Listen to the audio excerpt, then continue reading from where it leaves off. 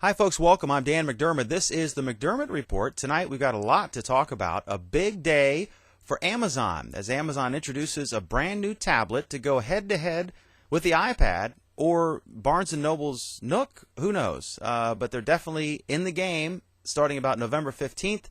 They'll be offering their product for the Christmas rush. Millions are expected to be sold. It's a $199 tablet. It's a game changer because previously the market leader iPad starts out at about $500. The next closest competitor that's comparable would be the Nook at $250. And this is just a phenomenal day. It's really exciting because I've been saying for a long time that the big reason that the iPad was the only one that was selling was that the competitors that were worth anything were trying to get the same price point. And I equate it to a Nike shirt versus a Kmart shirt.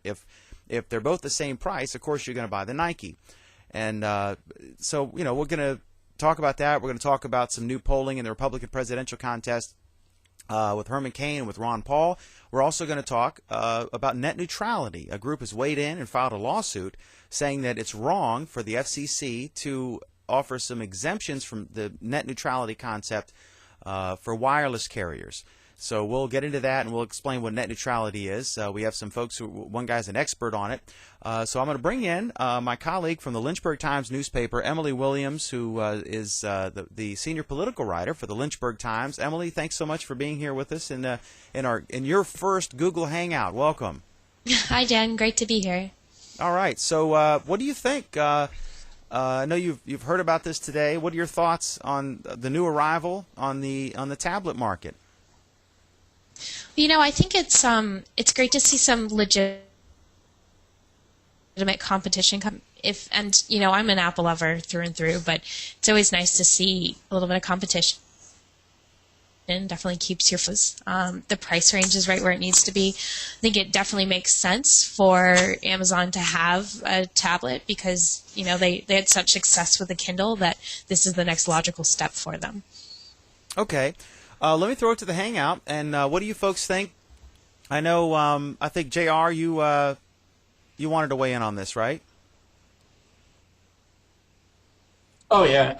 I think the biggest thing that I see is the Nook already has a tablet and it's been out for a while. No color retails for $250. But Amazon is going to undercut that by $50. They're both going to run on Android. So I think that's going to be a huge game changer. I'm not sure if you're going to see it really compete with the iPad because they're really going to be two different things. I mean, the iPad's going to have the camera. They're going to have the 3G. They're going to have a bigger screen, whereas the new Kindle's only going to be 7 inches. However, it's going to sell well. I think it's going to sell very well, in fact, but I don't think it's going to be in the same competition as the iPad. What do you think what are they really going after here? Are they going after the Apple or the Nook, or just is it obviously they're going to impact both? Or is it mainly just a way to get people to buy more Amazon products? Let me go back to Emily. What do you think? What's the main culprit here? Do you think this is just a big Amazon thing?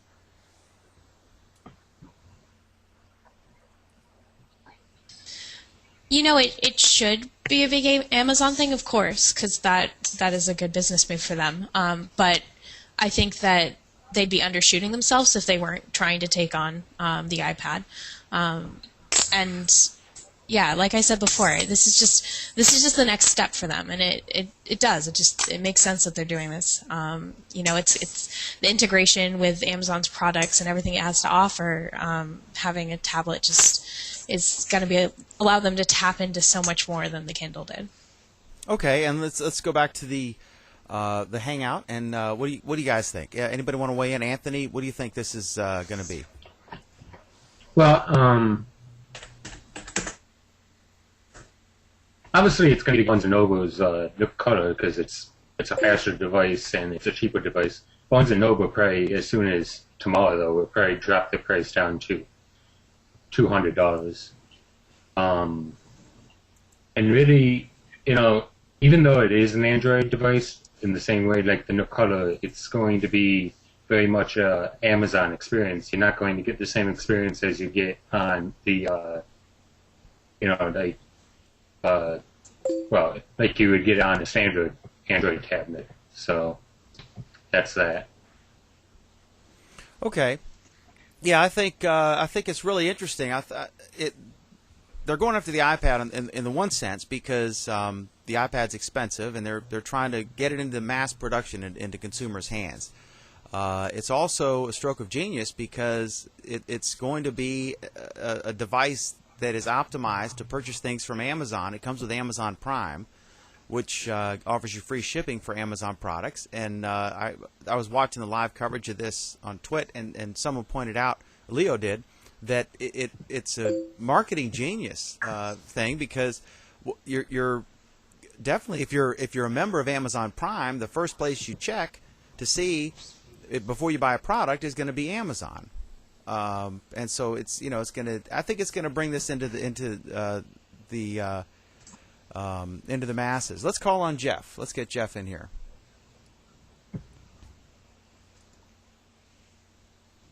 All right. Well, I kind of agree with both you guys, but I think the iPad is just a different product, and I do agree that the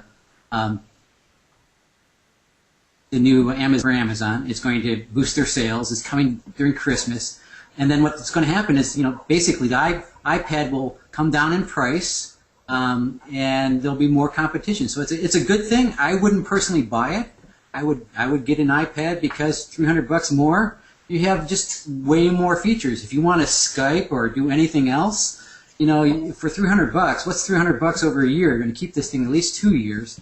So I'm thinking it's just going to be for a niche group of people that are just starting to get into the tablet world. They want to pull out its little tablet and they want to browse the web, maybe use a little Netflix thing. But it's really not an iPad killer. It's two different products. All right, and let's go to J.R. Cook.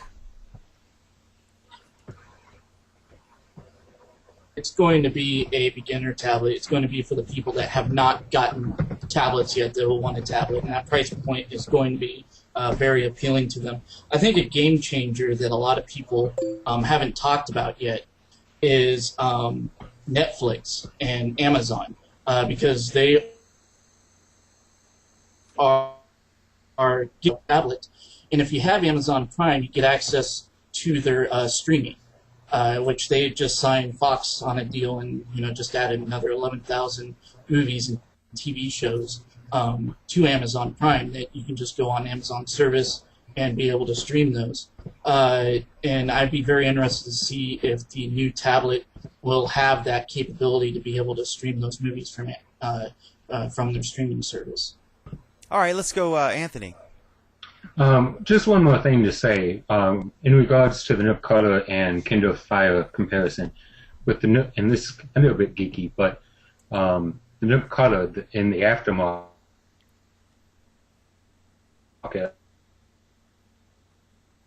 a lot of people are listening it, which gives them a lot more freedom than the Nook Color has. And at the price point and the much more powerful, comparatively speaking, to even the iPad, I bet you very quickly there's going to be an aftermarket where people are modifying the Kindle Fire and putting a more standard version, and probably even honeycomb, onto the Kindle Fire. Okay, awesome. All right, well let's go to our next topic. Anybody else want to weigh in there? I'll just throw it in there. Just go ahead. On our Hangout. All right. I've got a glitch I'm having. I'm not sure what the deal is, but I've got an issue here, and it's affecting the show. So what I'm going to do is I'm going to go ahead and I'm going to shut down and rejoin the Hangout. So you guys, you'll see me leave, and I'm going to rejoin it. I'll go to Emily's page, and I'm not sure what happened, but I see now it says the thing has crashed, so I'm going to go back to that in just a moment. But I want to talk about the Ron Paul poll. It's really interesting because there was a thing on Drudge or Herman Cain, but Ron Paul, his polling, I think it shows him in a matchup with President Obama at something like 1% in Paul's favor. And then there was another poll that came out with Herman Cain, and the Herman Cain poll said that there was about a 5-point difference. I think 33 to 38. I'm opening this up to check now to be sure. But the thing, both of the candidates have been written off by a lot of the media that I see. I see folks saying that Herman Cain is unqualified. Of course, he's had no government experience, so that's a valid point to say that, is he in fact qualified to be president of the United States? But because he's an accomplished businessman, right? He was the Godfather CEO, but he has not served in any elected capacity.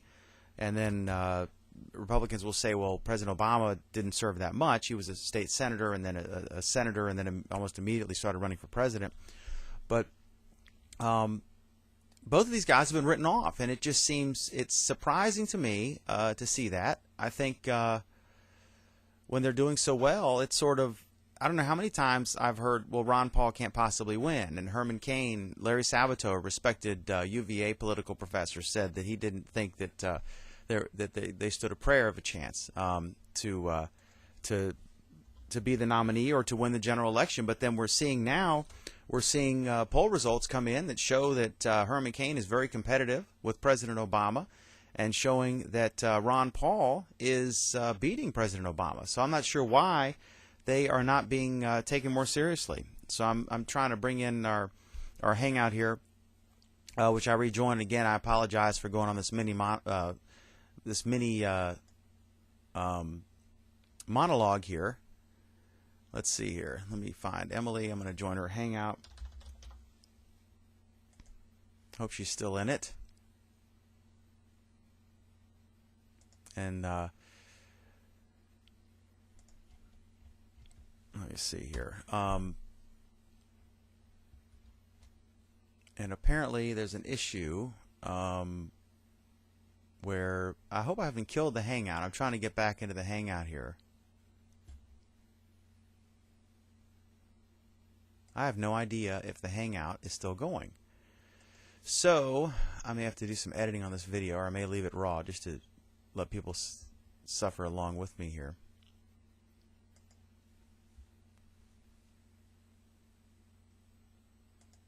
All right, I'm going to say open to public because I'm trying to get these folks back in here.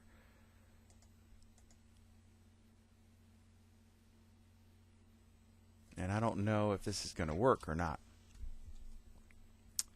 So this is no idea if this is going to work or not. So I'm going to call Emily and ask her if we can get in here. I'm going to have to chop this video in half, I fear. Hey, what's up? Are you in the hangout still? Yeah, we're just talking about tablets and stuff. Okay. I don't see it, so I'm going to log in again. I'm not seeing it, so all right, here we go. Yeah, we're still open. Now I'm joining it. Great. All right, cool. Thanks. All right, so now I'm joining.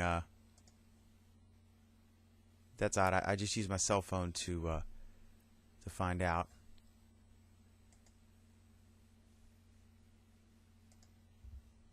Now I'm trying to get back here.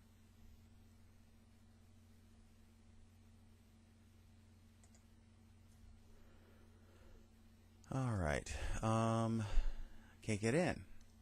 Let me show you what I'll let you guys see what I'm doing here. Now I'm trying to get into the hangout, and it doesn't show it. So I know Emily's in it. Let me try.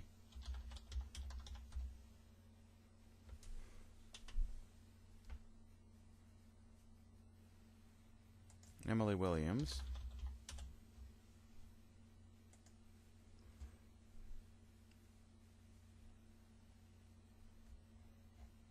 See, I don't see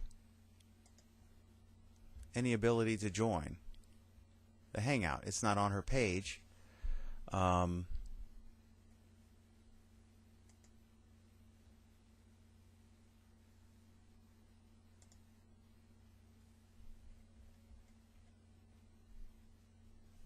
So that's odd. I can't join my own Hangout. I'm going to go here and search for Hangout.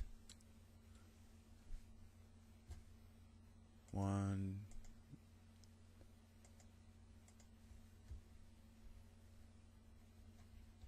I can't get back in it. This is ridiculous.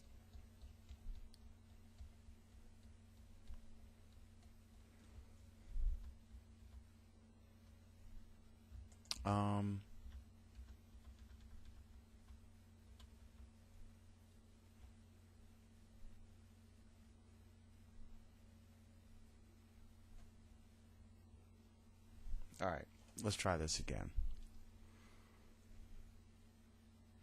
If anyone's watching, I'm going to have to edit this out.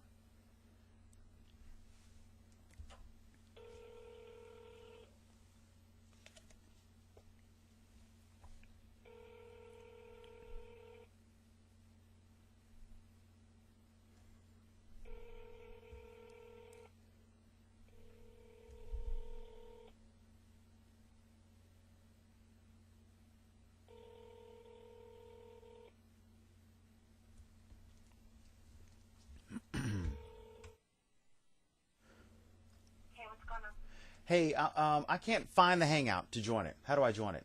Do you have any idea? I'll try inviting you. All right.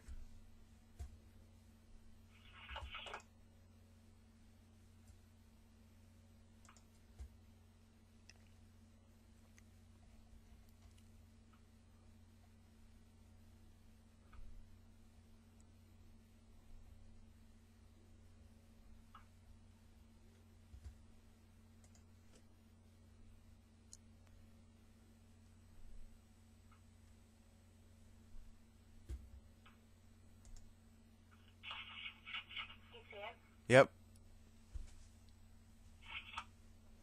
My God. What a huge pain.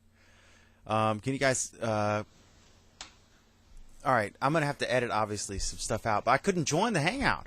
I don't know if I'm an editor or not. I may just let people suffer. But just to show the thing, it was weird because I went back and I showed the folks as I was doing it. I couldn't join my own Hangout.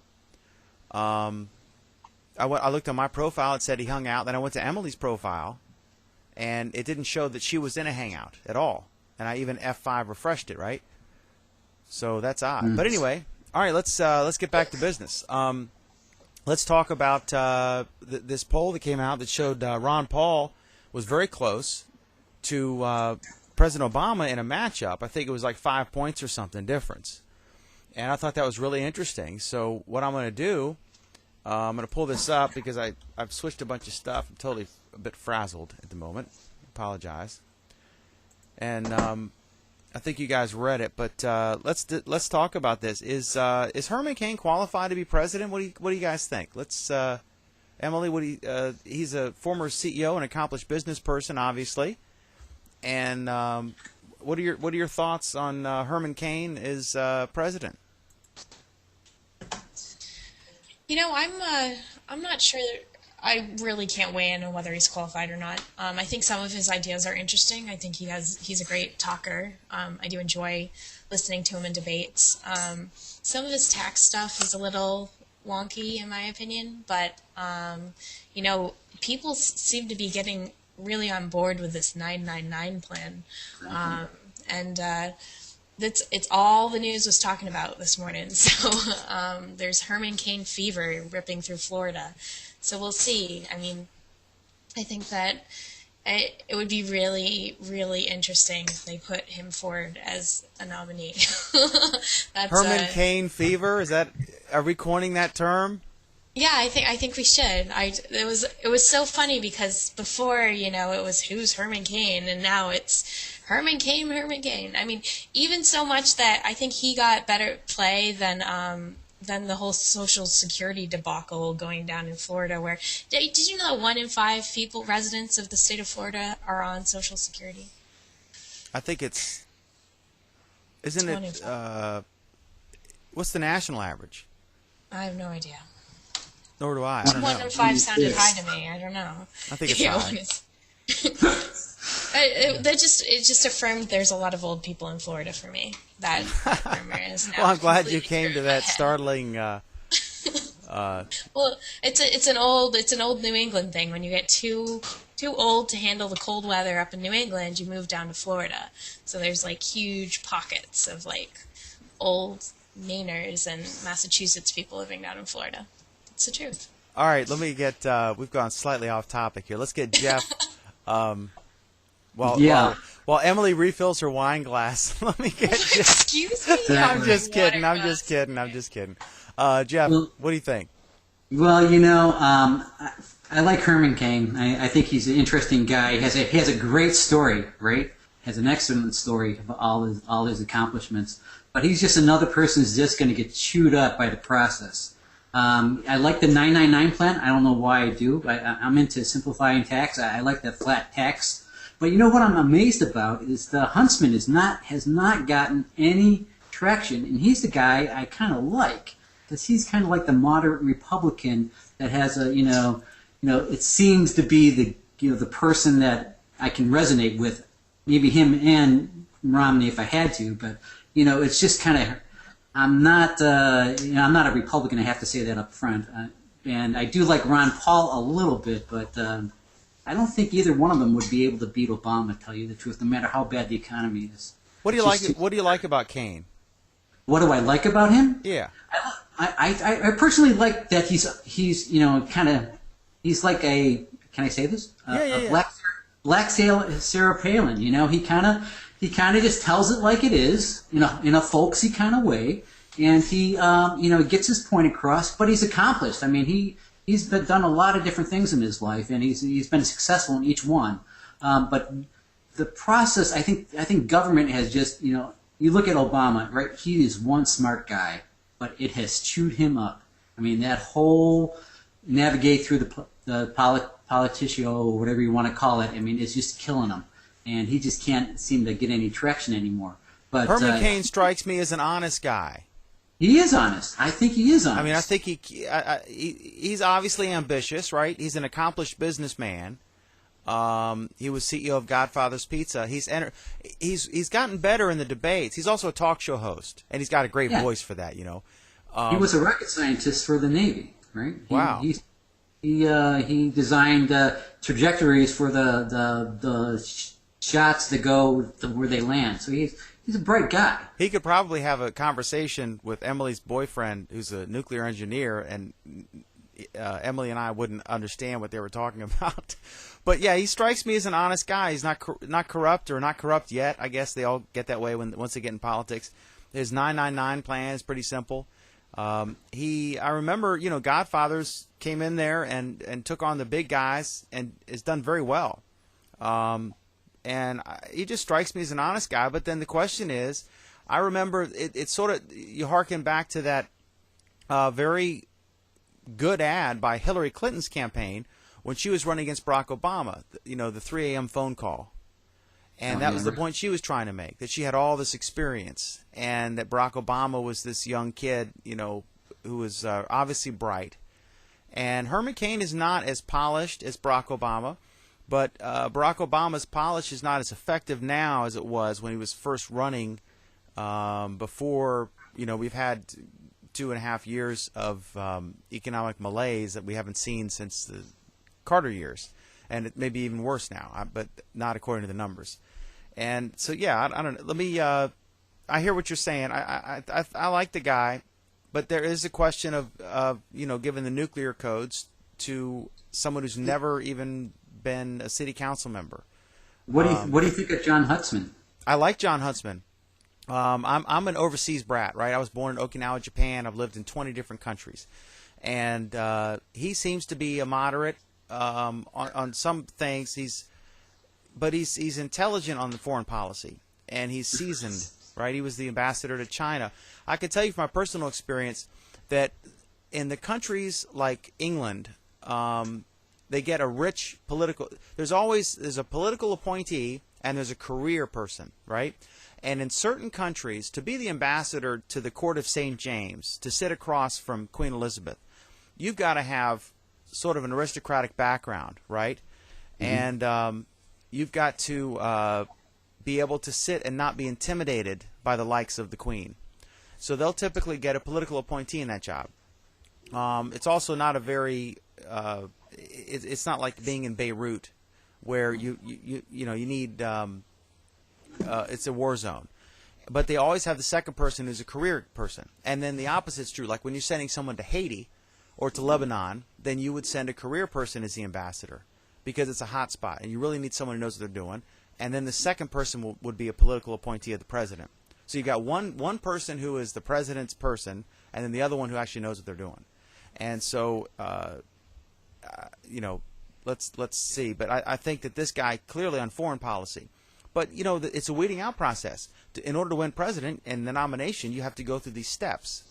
And if you can't win the nomination, you can't win the presidency, then how are you going to sit across from Ahmadinejad at the UN and hold your own? I mean, because this is really small potatoes compared to some of the things, compared to a Bay of Pigs. If you can't beat him in the Republican debate, then but he's doing okay. So I like him. I like all these guys, and I wish Barack Obama was having better luck and had better people around him, people who fit into what the image that he projected when he was running, instead of Goldman Sachs people. Sort of the same old, and we're in this awful economic situation. So let me get J.R. Cook in here. J.R., what's going on? I was going back to the poll question on whether Kane and Paul are both pretty close to saying, hey, we can beat Obama in the polls. One of the things is I wonder what kind of questions were asked to begin with. And I think the other sentiment is that right now there's a lot of people that would rather have anybody but Obama right now. It feels a lot like the 2008 election, where the sentiment seemed to be anybody but someone who is related to Bush, anybody but the Republicans. And I think I think Kane is interesting. I think his 999 plan is very cool. I like it. It's simple. I like simple taxes. I'm a big advocate of the flat tax. But I don't know if he's electable, and I think part of that reason is because the media would rather prop up someone like Romney or Perry to go up against Obama. And I think that's the biggest thing. Perry or Romney gets the majority of the questions in all of the debates. Ron Paul, even though he has a great following, only gets about 5% of the questions in the debates. And I think that's a huge thing. Yeah, I think it should be split. I mean, there's some weeding out process because, the first weeding out process is whether you're into the debate. Because there's some candidates, I think Thaddeus, Thaddeus McCocker or something. He's, I know you've been following his campaign, and yes. you're about to provide us with an update. But that's the whole thing. The first weeding out process is whether you're in the debate, right? And then it should be. And you notice like the two front runners are right in the middle of the debate, and then you get out to the fringe. I'm not sure what the pecking order is or how they decide that, but that's interesting. That's a whole thing. So yeah.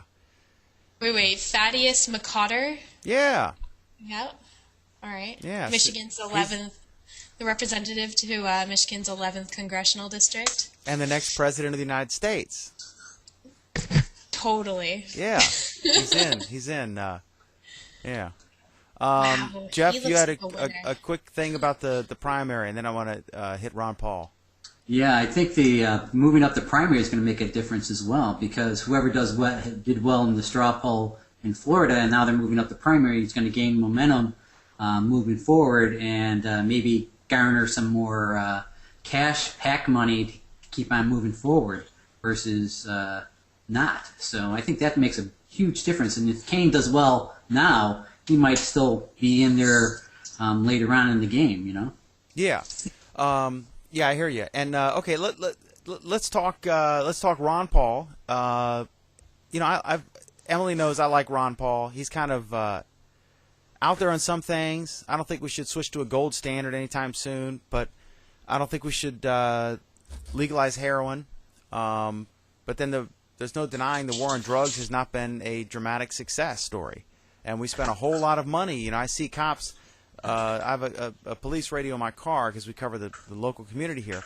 And so I hear stuff going on, and I hear, like, we need a dog. We got some guy, and they're going to, send 6 people and a dog, and they're going to go around, and they get some hippie with a joint, I mean, I could care less about that. It's not like he's robbing a bank or threatening me in any way. I mean, who cares if you go in the woods and smoke a joint?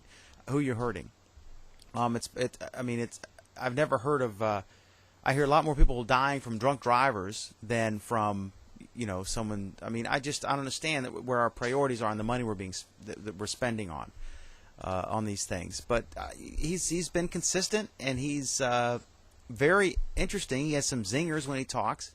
But is he cut out to be president? According to this Harris poll that we quote in our notes, Ron Paul has a lead in a head-to-head matchup, and he's pretty much been out there long enough. Like Hillary Clinton, one thing you could say is that every skeleton in her closet's already out there.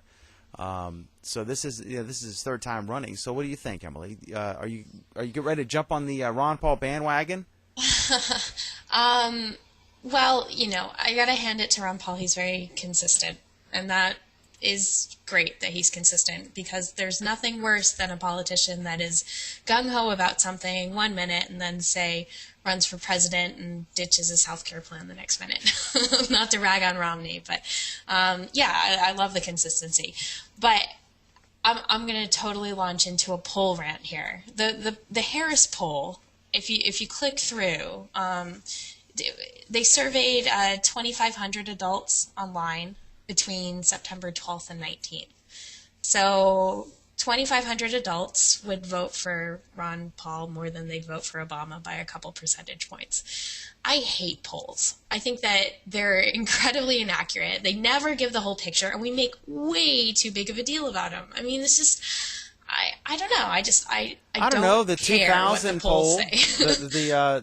the Bush Gore election day poll was right on the money, and there was that Doug Wilder poll that showed that you're right. I mean, it's a way to get a headline.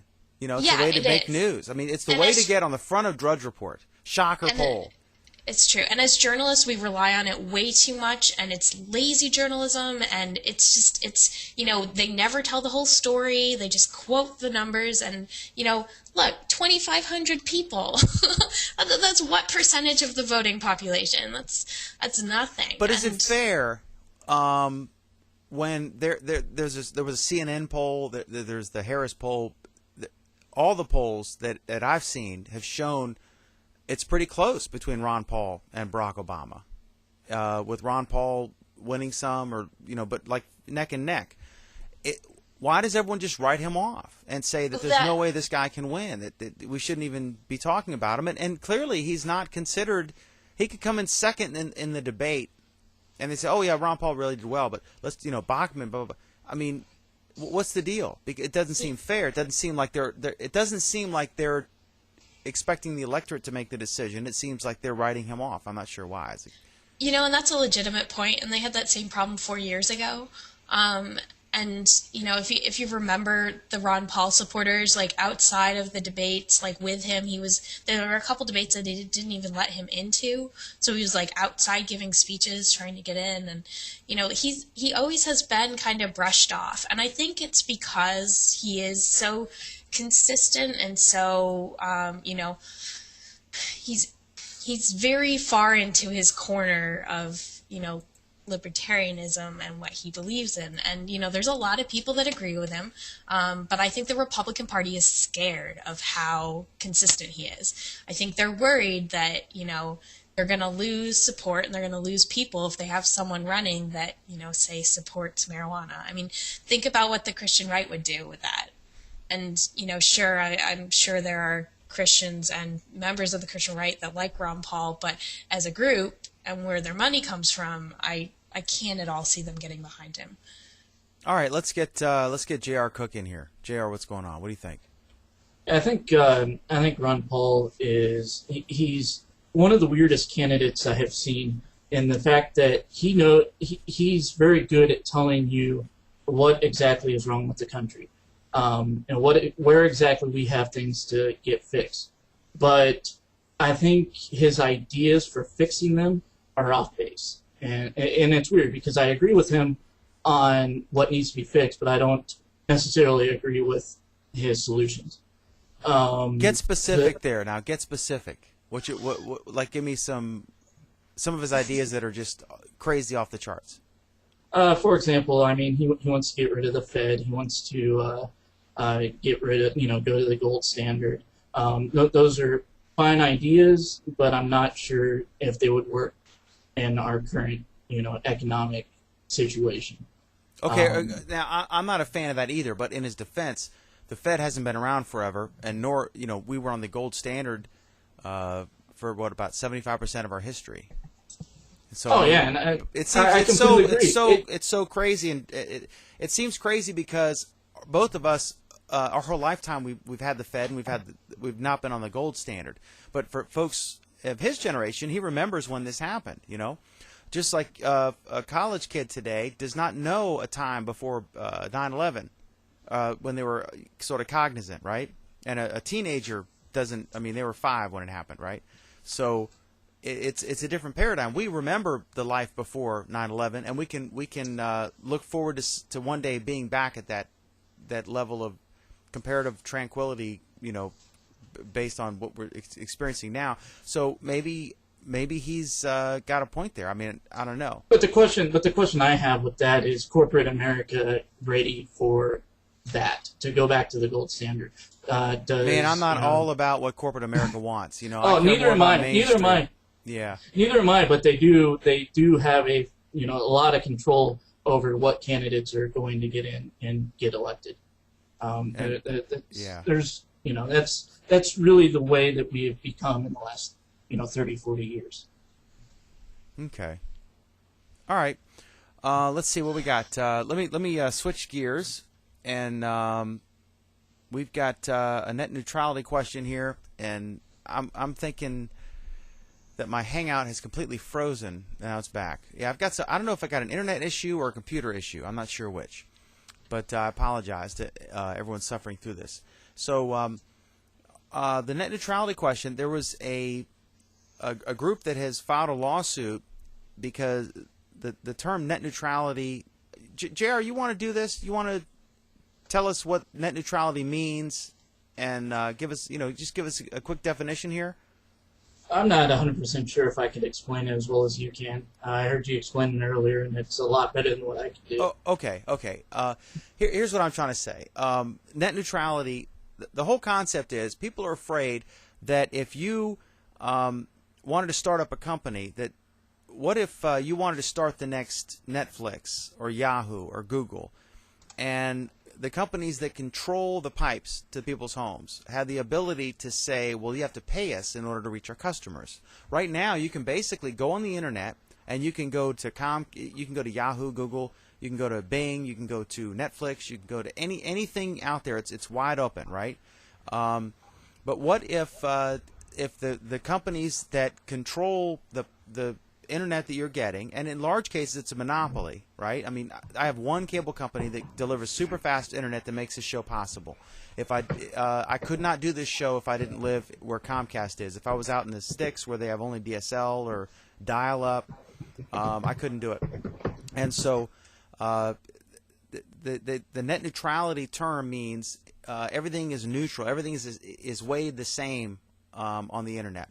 And my fear is if I wanted to create the next Netflix, and if there was this big barrier to get in because I had to pay the pipes. I mean, I already have to pay to get my stuff up for my own internet connection out. If I had to pay the cable companies for the people to receive it, then I've got to pay twice, and I could never compete with that way. And so Netflix is locked in as a monopoly, and there can be no innovation. So that's the kind of the premise, and that's the best I can describe it on what net neutrality is. Everybody's equal, and they can't.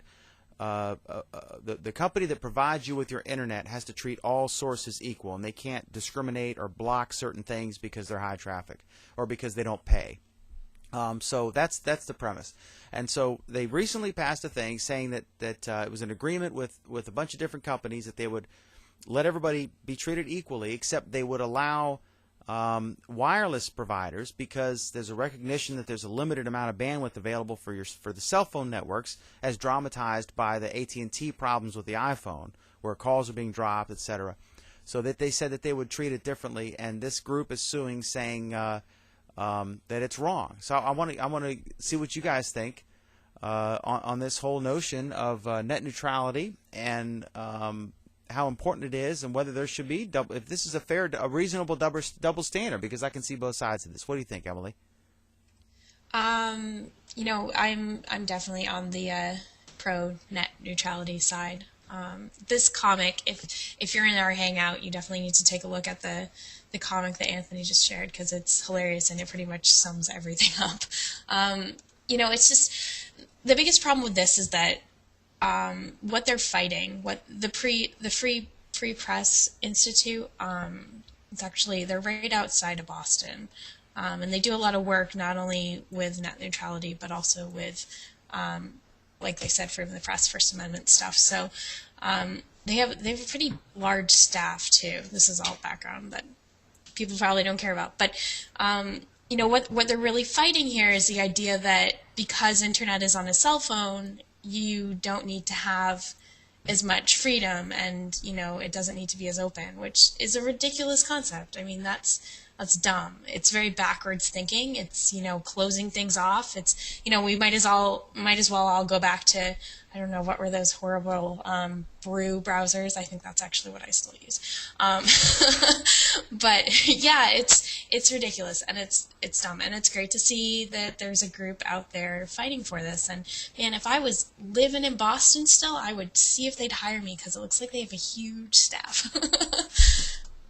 Yeah, I just I put that cartoon up. That's funny. That perfectly illustrates what I was talking about. The whole notion of different price tiers. If you want your basic internet, $39, and then if you want Wikipedia, it's an extra $10. I mean, imagine, because really they're already paying. It's like double taxation, because Wikipedia and these sites, they're already paying to host their services.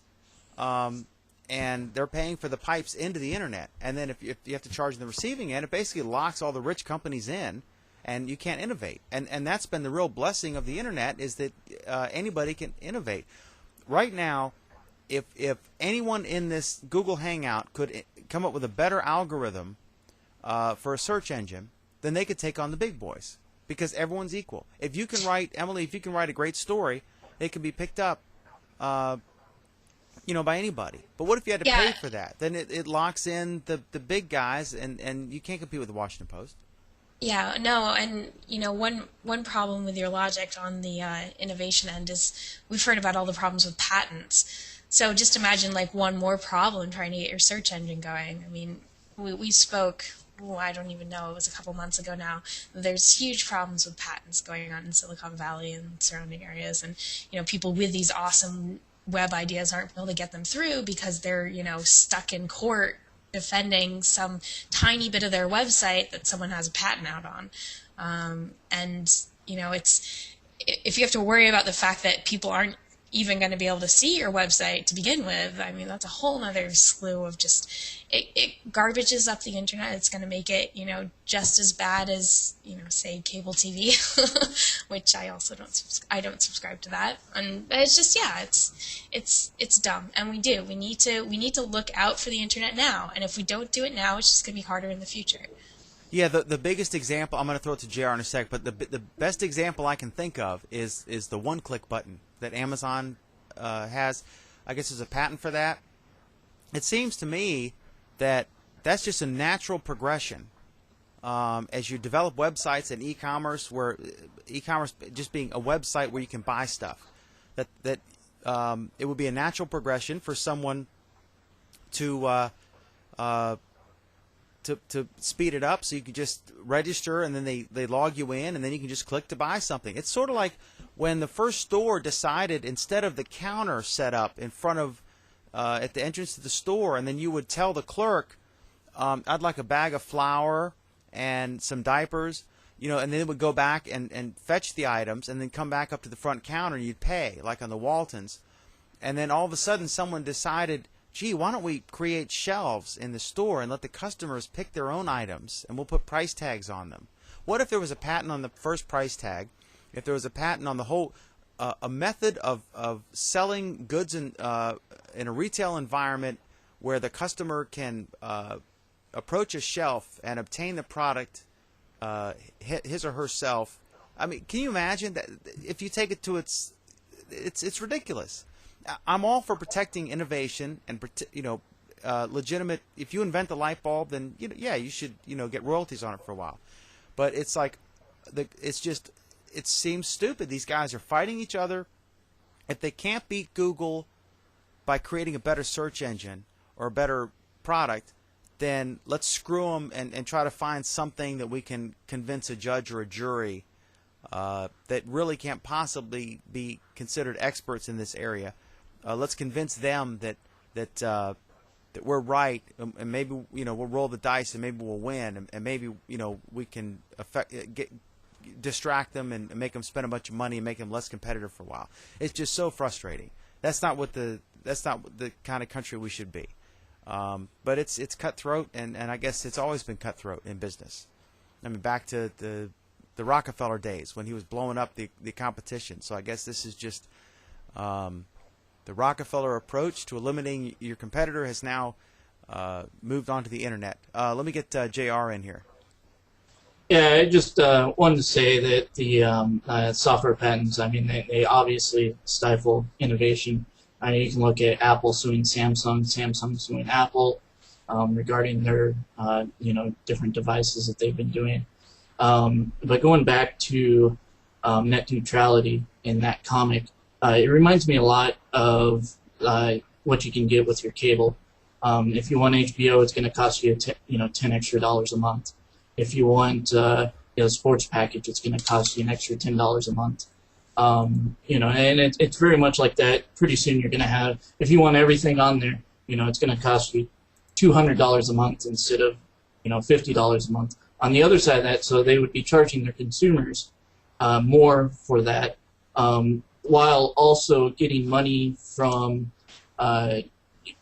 Google or some other, YouTube, etc., and Netflix for their bandwidth costs. So they're double dipping. What it's really coming down to.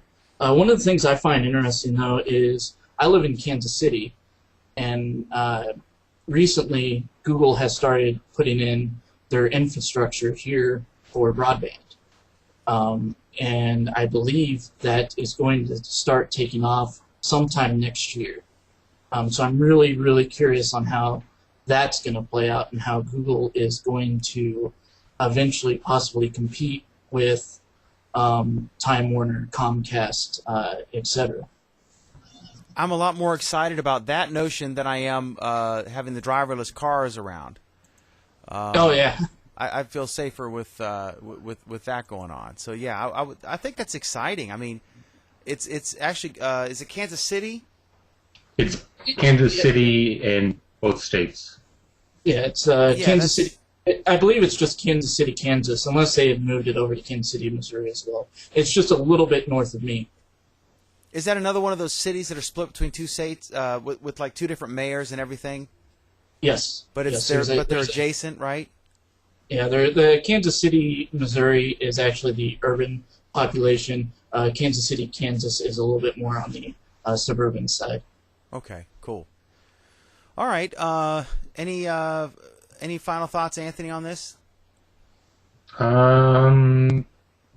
No, I think you guys covered it pretty good. I guess actually I would just like to say that this isn't the big guy versus the small guy or the small guy versus the big guy. This is the internet service providers versus anyone that provides content. And if you didn't, potentially if you don't have net neutrality rules, let's just say like Comcast could choose to block out Google entirely, or they could choose to block out you entirely. So it's not a big versus small kind of thing. It's I guess corporation versus everyone type of thing.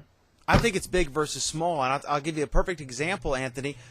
We wanted to start a cable channel in Warren County, Virginia, because there is no local, news and public affairs cable channel that is in and about Warren County. There's nothing. But they've got 150 channels available, and so we went to Comcast because I published the #1 newspaper in that county, and so I said, we want to create a channel, and they said. They laughed it off like, oh, we don't give away channels. I said, well, what does it cost? You can buy it. And he said, a minimum of like $50,000 a year. And I said, I understand if the Food Network is on Warren in Warren County's cable system, you pay them for it. You pay C-SPAN. But if a local outfit wants to have local content for the local audience, they have to pay you. He said, yeah, that's the way it works. And so once something became popular, then the tables turn, and then they're coming to you because their customers are complaining that they don't have it, and then then it's free or they pay you. So it is the little guys at a big disadvantage. Even Oprah Winfrey, who is arguably one of the most powerful people in media, rather than start her own channel from scratch, she ended up doing a deal with Discover to get to convert one of their networks.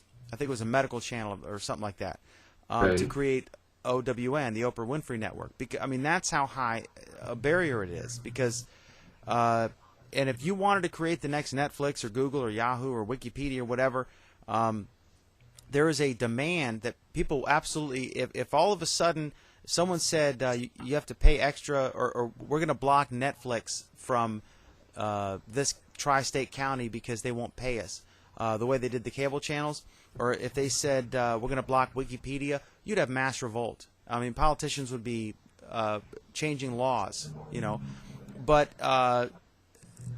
because they're popular, because the consumers want them, and they won't stand otherwise. But if you wanted to create a new video streaming service to compete with Netflix and Blockbuster and Amazon Prime, what if they told you, like, oh gosh, in order to hit the West Coast, you've got to pay X amount of dollars. You got to pay Cablevision for New York, Comcast for that would lock you out, because who knows if your idea works. The beauty of the internet is you can try some crazy idea, your internet version of Rubik's Cube, and you can throw it out there. You can Twitter. I said I'm going to create a mini blog service where you can only type 140 characters, and people will and we're going to overthrow Egypt. You would laugh me out of the room, right? But it happened, and there's a million of those projects that are duds. It's like I joke about my ideas. I have a lot of ideas, and about 1 in 50 are really $1 million ideas, and the other 49, But it's a weeding out process. But it's democracy. It's the ultimate democracy, like this Hangout. Anybody can join. So yeah, I'm concerned about it, and I think it is. It's a cause for concern. Emily Williams, final thoughts on net neutrality. We're all in agreement, so the debate it's a little one-sided. You lost me to XKCD. I was trying to find a good net neutrality comic to one up Anthony. Anthony produced on that. Yeah, I gotta find a smoother way to bring those in. All right, that's the show. I apologize for the technical glitches. I guess I had this computer on too long. I've got a couple like $300 computers to bring in Skype and a Hangout, and they work great. Because that's all you got to do. It's not very taxing. But I had left it on for since last night's show, and apparently that's a no-no. So now I've learned my lesson, and I'll behave next time and reboot everything. So thanks to everyone who participated. Thanks now to J.R. Cook, and thanks to Anthony Klauser, who hung out with us until the end. Thanks, of course, to my colleague, my wonderful, respected colleague, who's vastly more educated than I am, Emily Williams. You can check her out at gplus.to/EmilyKW. And I guess now you know her middle initial. I am at gplus.to/McDermott. And if you've made it till the end of this recording, then thank you so much. You are a true supporter, and we do appreciate it. So that's it for tonight's McDermott Report. Tomorrow night we will probably have a McDermott Report. And Friday night is the big show, Google Plus Week. So hope you'll hang in with us. And thanks again, and we'll see you next time. And there we go.